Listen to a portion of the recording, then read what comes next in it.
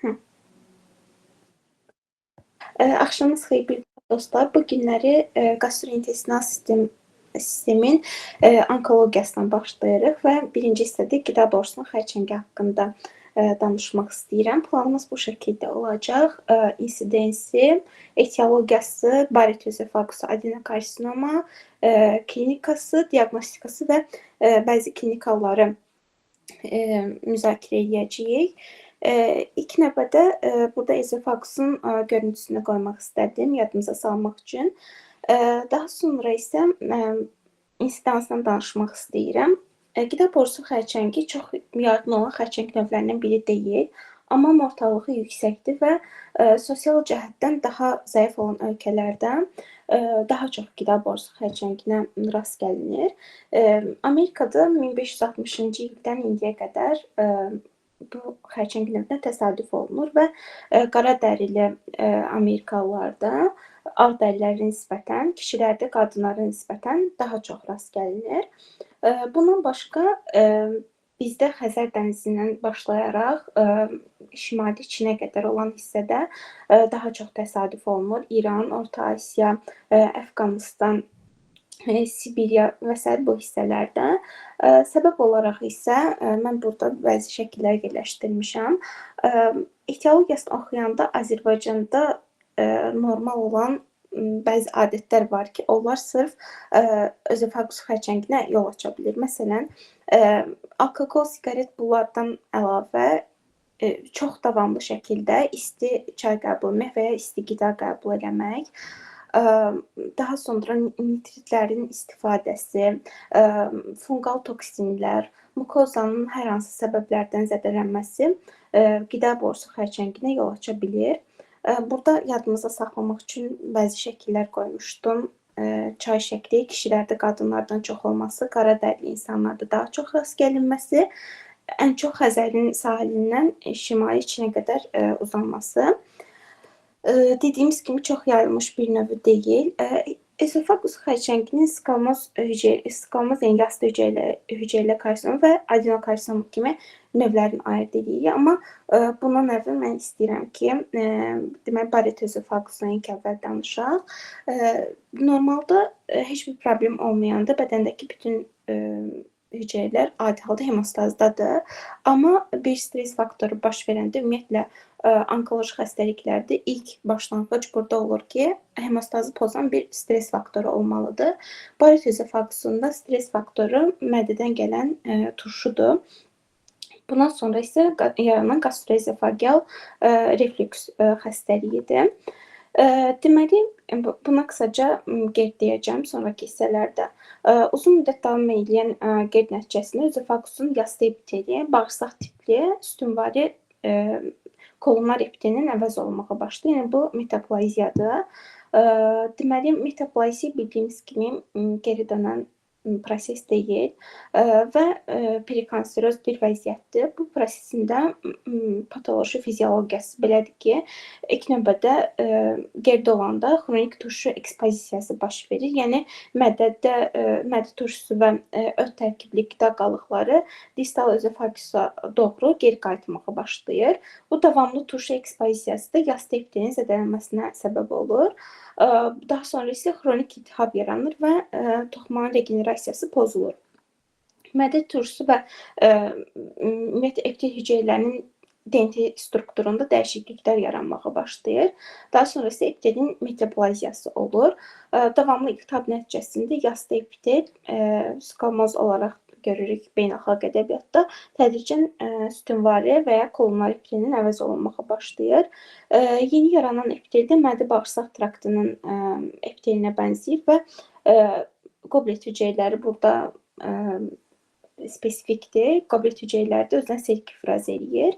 Bu metaplaziyada əsasən bağırsaq tipli keçid epiteli əmələ gəlir və Z xətti formalaşır.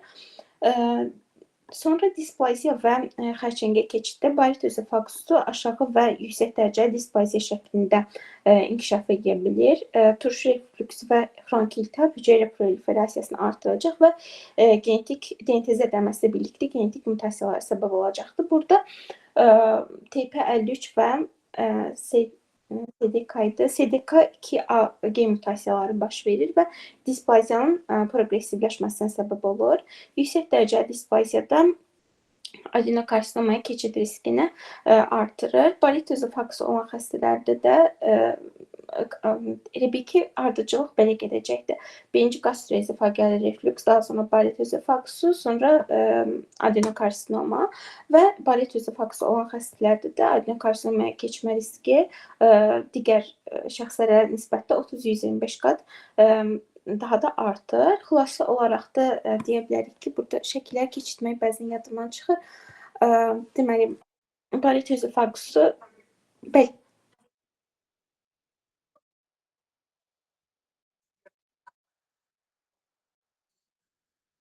bunu necə eləməliyəm?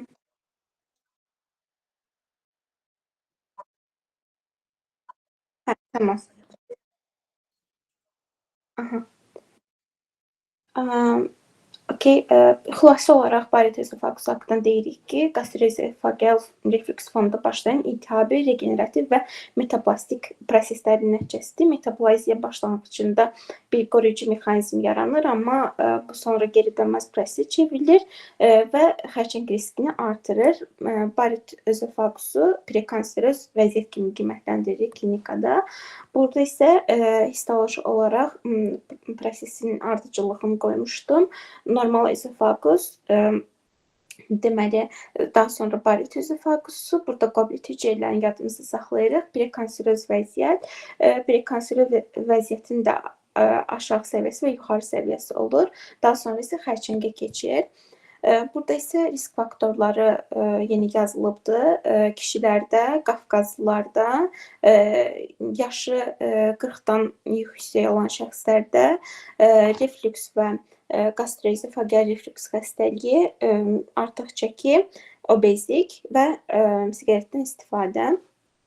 Burada isə endoskopiyada görünən görüntüsünü yerləşdirmişdim. Ümumiyyətlə, ezofagus xərçəngi irəlidə də deyəcəm. Yuxarı 1/3 hissəsi 10%, ümumi ezofagus xərçənginin 10%, ezofagusun yuxarı 1/3 hissəsinə, 3/2, 35% isə aşağı 3/2 hissəsində olur. Burada da normal yastı epitet və balet ezofagusu olan hissələri göstərmişdim. Daha sonra yastı hüceyrəli xərçəngin etiologiyasında nitrit qəbulu, yandırılaraq içilən opiatlar, turşu halına gətirilmiş tərəvəzlər, fungal toksinlər, xronik axalaziya, uzun müddət isti çay içmək səbəb ola bilər. Ondan sonra bunu qeyd elədim. Bəs nələrdən bizə müraciət edən xəstələrdə nələri gördükdən sonra şübhələnə bilərik? İrəlidə klinikalarda bununla bağlı suallar yerləşdirmişəm. Xəstələrdə 2 həftədən daha artıq davam edən disfagiya, qısa müddətdə 7-10 kiloqram arasında çəki itkisi və belə bir şey var.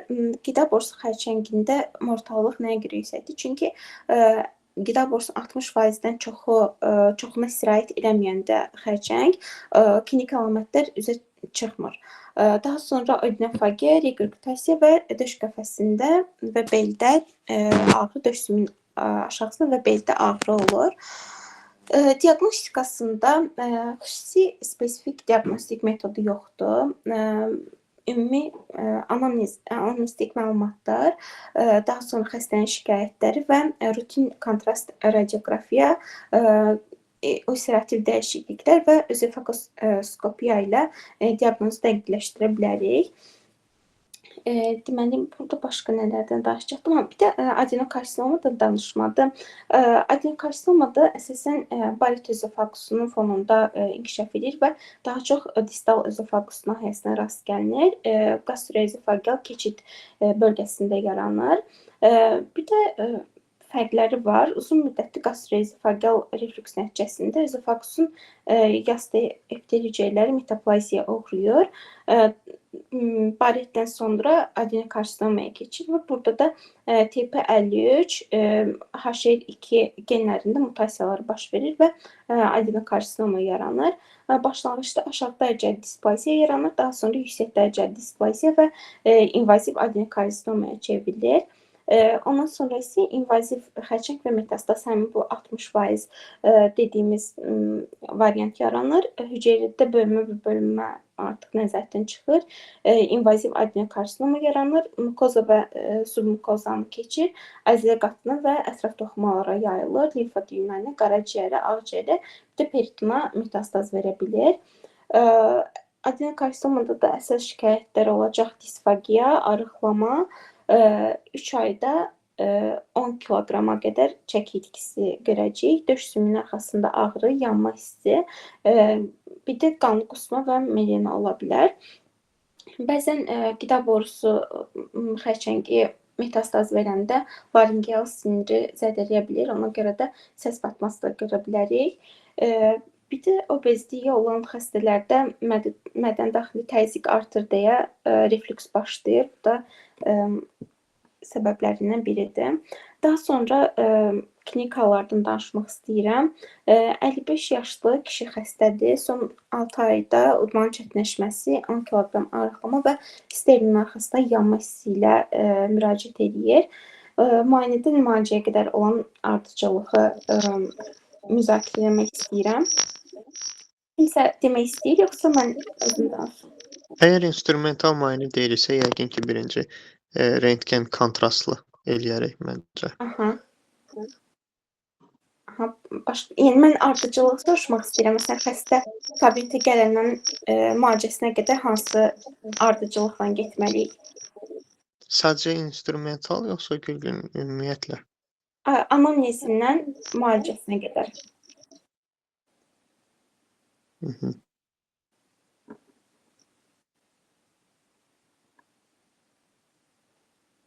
Burada bizdə 6 ayda udmanın çətinləşməsi və arıqlama deyirsə, onda burada bizdə konserə şübhə yarana bilər artıq. Bu çəki etkisi 10 kiloqram çoxdur həqiqətən də 6 ay üçün.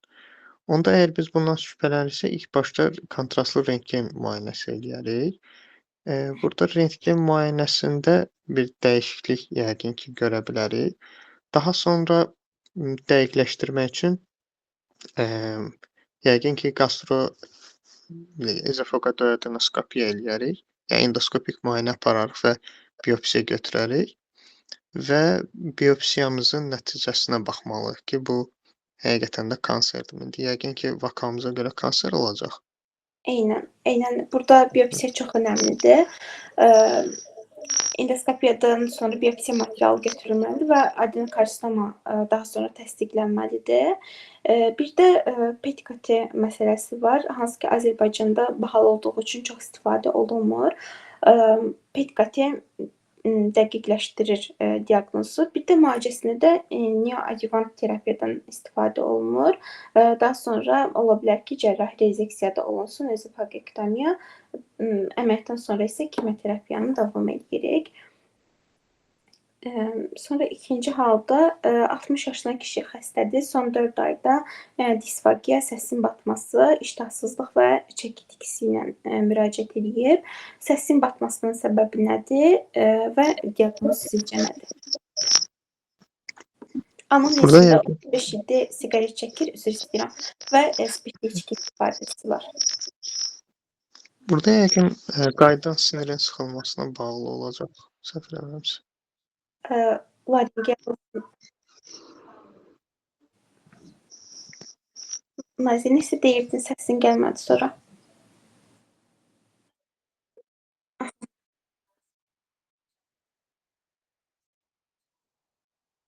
Bəli.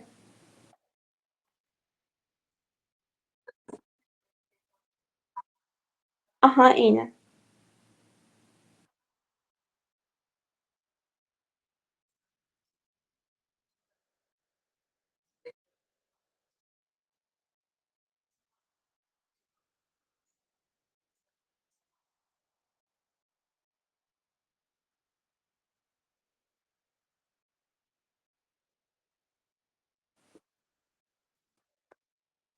Aha, eynən, tamamilə doğrudur.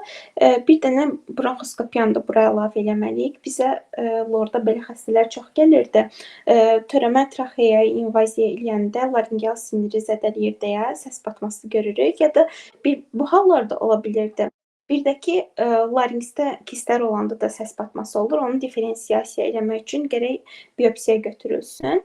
Amma bronxoskopiya edəndən sonra bu xəstədə törəmənin invaziyası aşkarlanır.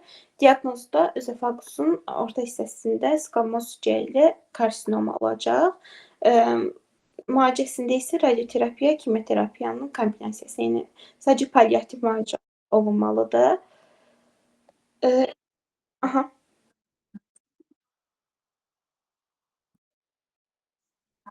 Yəni məhz bu xəstədə edərəm, çünki səsin batmasının səbəbini bilməliyəm də.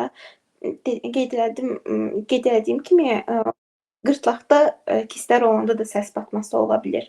Yəni burada biz diferensiya eləməliyik ki, həqiqətən qida borusuyla bağlıdır problem, yoxsa qırtlaqla bağlıdır.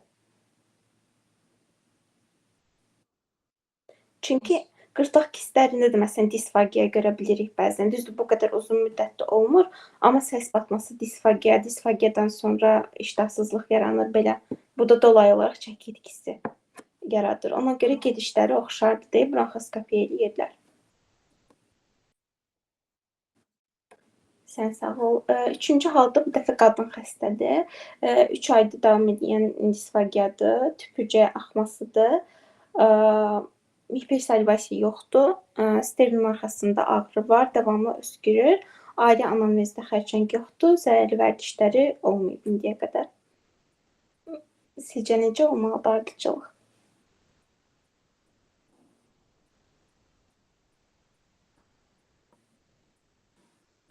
Burada mən deyim sonuncusunda endoskopiya eləməliyik ilk növbədə. Endoskopiyada görəcəyik ki, proksimal özofagusda daralma var. Daha sonra biopsiya olunmalıdır. Biopsiyada squamous yastı hüceyrəli xərçəng, daha sonra KT və diaqnoz təsdiqlənir ki, metastatik özofagus xərçəngidir. Müalicəsində də yenə ancaq palliativ kimyoterapiyadır və qidalanmanı təmin etmək üçün də burada stentlər qoyurlar xəstələrə. Birbaşa stent vasitəsilə qida yeridirlər. Bu qədər.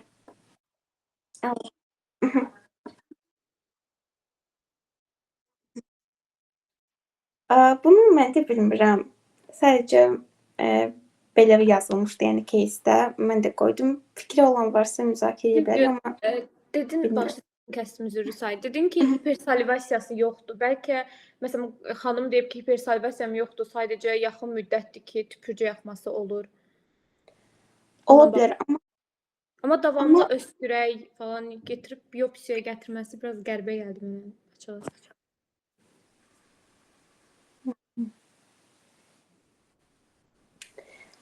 Bir şey düşündüm indi. Disfagiya olanda axı udma çətinləşir. Bir də burada qeyd etmək yadıma çıxdı. İlk aylarda bərk qidaların udulması çətinləşir. Daha sonra yüngül qidaların da udulması çətinləşir. Ola bilir ki, udma çətinləşir deyə tüpürcəyini uda bilmir və miqdarı artdığına görə axır.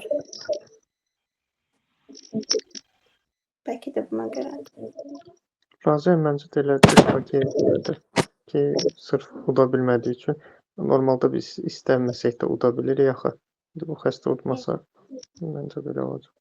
Yəni 3 ay uzun müddətdir. Çünki artıq maye halında olan qidalar da uda bilmir xəstə.